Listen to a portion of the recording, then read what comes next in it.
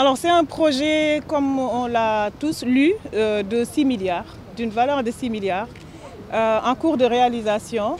C'est un projet dans lequel on va avoir une organisation de ce centre commercial donc, par niveau. Donc on a choisi de faire quelque chose d'un peu différent de ce qu'on trouve dans nos marchés actuellement, où le vendeur de poissons cohabite avec le vendeur de bijoux, etc. Ici, on a voulu organiser. Donc dans l'optique d'organiser, on a voulu aussi moderniser au maximum en mettant en place des infrastructures telles que la climatisation. Je ne sais pas pourquoi ça choque un Sénégalais. On est là sous le soleil, on a 1200 km de côte et on s'étonne encore que l'électricité soit un luxe. Donc nous, on n'a pas voulu rester sur ça. On s'est dit les commerçants méritent de travailler dans des espaces mieux assainis, plus propres. Et à partir de maintenant, ils vont pouvoir avoir des assurances sur leur business pour pouvoir, en cas de soucis, perte de revenus, il y a plein de motifs. Ils peuvent là se rabattre sur les assurances pour pouvoir prendre en charge. Donc l'état des lieux, c'est qu'on est en train de faire un bâtiment de 4 étages. Donc au dernier niveau, on aura une piscine, un terrain de football, il y a des restaurants et d'autres commodités. Et chaque niveau est dévolu à une activité. Donc le rez-de-chaussée qu'on va livrer est uniquement dévolu à l'alimentation. Donc ce niveau où on est, c'est le premier étage. C'est l'étage du textile, du prêt-à-porter, des cosmétiques. Et comme vous pouvez le voir, on est en train de faire monter des poteaux pour travailler sur le deuxième. Les équipes sont réparties par niveau. Le rez-de-chaussée est en finition. On est en train de poser les portes. C'est le dernier travail qu'on a à faire là-bas. Et sinon, pour ce niveau, ils sont en train de cloisonner les espaces et de faire entrer l'électricité. Voilà, c'est comme ça qu'on s'organise. Ok, madame, il s'est trouvé que le conseil municipal de la mairie a tenu récemment un point de presse pour dire que les travaux ont eu quelques lenteurs. C'est-à-dire qu'ils devaient durer 10 mois alors que ça avait 5 mois. Alors que 5 ans, autant pour moi, ça a duré 5 ans. Donc, et la capacité, c'est 2500 alors que seuls 500 ont été construits. Alors, oui. Que répondre par rapport à ces allégations? Alors, ce que je vais dire, c'est une bonne question parce que ça nous permet d'éclaircir une bonne fois pour toute cette polémique qui n'a aucun sens. Parce que nous sommes des privés, nous avons signé avec la mairie, donc cette collectivité se devait de nous donner un terrain, de nous donner un permis de construire et de nous laisser faire notre travail, c'est-à-dire de faire les fouilles, de faire nos plans et de construire. Sachez qu'on a signé en 2019, le permis on l'a eu le 5 janvier 2022. Donc il y a eu Covid qui est passé par là, toutes les activités partout au monde ont été ralenties. Je ne sais pas pourquoi on attend de Kéréli qu'elle soit exceptionnelle, en ne souffrant pas de ces lenteurs qui sont exceptionnelles, parce que ça a touché le monde entier. Donc le retard, les 5 ans, c'est un délai que la mairie a bien voulu mettre en avant pour nous mettre en mal avec les populations. Et posez-vous la question de savoir pourquoi nos clients ne grognent pas, pourquoi ils ne se plaignent pas, parce qu'ils ont suivi cette actualité avec nous. On a mis 2 ans pour démolir ce marché. Il n'y a pas la mairie qui nous a aidés, l'État ne nous a pas aidés. On s'est débrouillé seul, alors que notre contrat disait juste qu'il fallait que la mairie nous donne un site pour qu'on puisse travailler. Mais on n'avait pas de terrain, donc comment construire sur un terrain occupé par 953 commerçants? Ça, c'est la question à se poser. À partir de janvier 2022, on a démarré le travail, donc de fouilles, tout ça. Et la mairie, au mois de mars, le maire est arrivé, il nous a fait un courrier le 20 mars 2022 pour nous dire arrêtez le chantier. Donc depuis, on vit ces difficultés avec la mairie qui arrête de manière tout à fait arbitraire notre chantier quand il veut, quand elle veut. Est-ce que vous n'êtes pas victime de l'alternance? L'alternance? Oui, au niveau de la commune. Le maire est de Yewwi Askan Wi, donc je pense que c'est un maire qui devait être dans ce qu'on nous a promis, quelque chose de constructif, mais il a été dans l'abusif. Il a abusé de son pouvoir de maire autant que possible et il nous a fait mal parce que nous, on est des privés, on ne peut pas se permettre de sortir dans la presse toutes les 5 minutes pour parler. On est en train de travailler, les chantiers c'est dur, mais voilà. Aujourd'hui, on est en train de travailler on essaye de ne pas s'inquiéter de ce qui provient de la mairie, mais de fait, au mois de janvier, vous l'avez tous vu, le maire est arrivé, il a fermé notre chantier avec l'aide de la police. Et pendant 2 mois et demi, on n'a pas travaillé. Et depuis que le maire a accédé au pouvoir, il nous a écrit 3 lettres pour nous demander d'arrêter le chantier. Pourquoi cela? Moi, je dirais parce que le maire, avant d'être maire, il est déjà citoyen de Gueule-Tapée.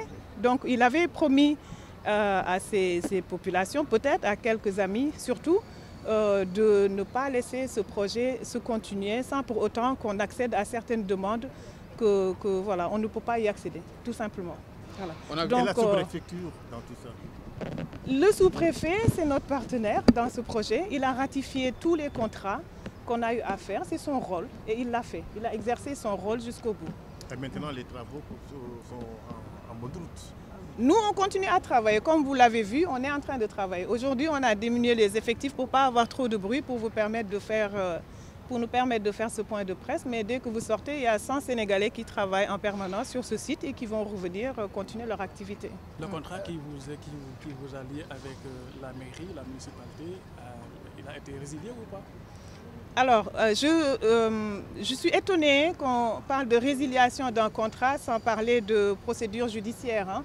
On parle quand même d'un contrat de 6 milliards. Je ne sais pas par quel miracle un maire peut, juste en réunissant son conseil municipal, qui n'est qu'un conseil municipal et pas la justice, je ne vois pas comment un conseil municipal peut résilier un contrat. Et d'ailleurs, il faut le savoir, le maire a fait deux délibérations. Il a réuni son conseil en lui demandant de statuer pour lui permettre de renégocier le contrat avec nous. Mais il a sorti une délibération où il dit que le conseil l'a autorisé à résilier le contrat. Donc ça, c'est des fraudes. Il faut appeler les choses par leur nom. Et c'est la réalité. Les documents sont là. On peut les partager avec vous. Il n'y a pas de souci. Est-ce que vous pouvez expliquer réellement le problème, le nœud du problème? Qu'est-ce qui vous lie réellement le problème entre vous, Kéréli, et la commune? Alors moi, j'aime à dire que la commune, c'est notre partenaire. Le maire est notre partenaire. Le maire, Abdou Aziz Paye, est arrivé, donc, comme je le disais, en février 2022. Le contrat a été signé en 2019. Donc, il hérite d'un projet qui a été signé par son prédécesseur. Je dirais en toute légalité, hein, parce que les documents sont là pour tout prouver. Donc à partir de là, lui, il faisait partie d'une coalition des habitants de Gueule-Tapée qui étaient contre la construction du centre commercial Gueule-Tapée. Tout le problème est là. Et par la suite, Dieu a fait qu'il soit maire et il abuse de son pouvoir de maire pour empêcher le projet de continuer, parce qu'il l'avait promis aux populations avant. Maintenant, en mettant avant ce qui est dérangeant, il insulte, il dénigre le promoteur qui est là pour travailler. Je pense que s'il avait la peau peut-être un peu plus claire, on n'aurait pas eu de doute sur lui.